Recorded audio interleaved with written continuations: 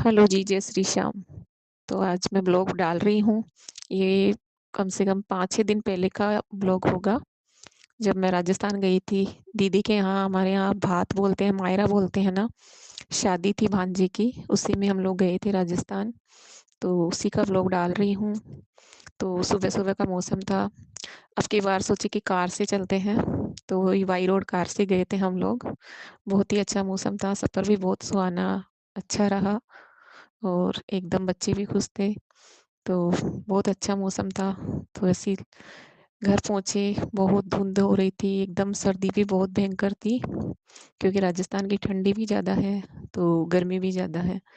तो हम लोग सुबह-सुबह ही घर पहुँच गए थे और उसके बाद में थोड़ी देर आराम किए, चाय-पानी पिए, नाश्ता बनाई बच्चों के लिए, क्योंकि वहाँ के लिए हम लोग पहले से ही बोल देते हैं, साफ-सफाई रहती है जब जाते हैं तो फार्म हाउस में। पहले से बोलने से साफ-सफाई ही मिलती है घर में, क्योंकि काफ़ी दिनों से ये घर बंद रहता है ना, तो एकदम धूल-मिट्टी आ जाती है और हमारे यहाँ तो फार्म हाउस पूरा खुला है, तो उसमें धूल-मिट्टी और रेत ज़्यादा रहती है, तो हम लोग यहीं से बोल देते हैं, तो साफ-सफाई रखते हैं।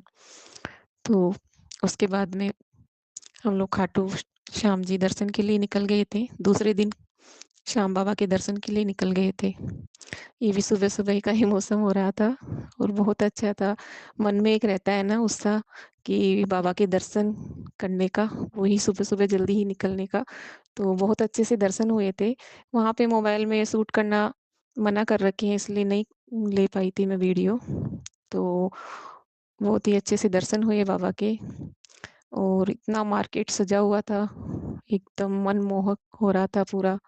बाबा की नगरी में घुसते ही फिर बच्चों ने तोरण द्वार पे फ़ोटो वगैरह ली और ये तोरण द्वार है बाबा श्याम का और बहुत ही अच्छा लगा बाबा के दर्शन करने के बाद।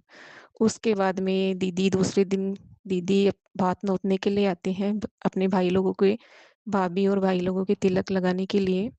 तो दूसरे दिन फिर दीदी आई, उनके यहाँ तिलक करके और गुड़ लेके भात नोतना बोलते हैं जिसको, तो वही रक्षा सूत्र बाँध के टीका-उका वगैरह करके और दीदी और जीजा जी भी खाना-वाना खा के निकल गए थे, क्योंकि दूसरे दिन ही जाना था और घर पे मेहमान भी आए हुए थे और शादी का घर था, तो रुकना तो नहीं था, तो चले गए थे दीदी, क्योंकि दूसरे दिन हम लोगों को भी निकलना था शादी में, मायरा लेके। तो फिर हम लोग शादी में गए और ये देखिए दीदी को चुनरी उड़ा रहे हैं। बहुत अच्छा लग रहा था शादी का माहौल एकदम। मेरे भांजे की शादी थी और बहुत ही अच्छा सब कुछ व्यवस्था अच्छे से हो कर रखे थे। तो फिर ये चुनरी वगैरह उड़ाए और दोनों भाई, मेरी सास, मेरी देवरानी, मतलब पूरी फैमिली थी हम लोगों की और अच्छे से धूम-धाम से मायरा भर के आए थे हम लोग। फिर ये रात का टाइम का है और ये दुल्हन है, दुल्हन की एंट्री हो गई थी। ये रिंग सेरेमनी का है। तो दुल्हन और दूल्हा बहुत ही प्यारी जोड़ी थी दोनों की। तो ये रिंग सेरेमनी यहाँ पे हो रही थी। ये देखिए, बहुत ही अच्छी लग रहे थे, दुल्हन भी बहुत ही सुंदर थी, बहुत अच्छी लग रही थी।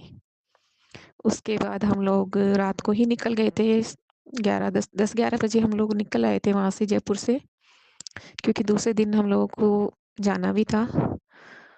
तो ये फिर हम दूसरे दिन, संडे था तो हम लोग दूसरे दिन निकल गए थे आने के लिए।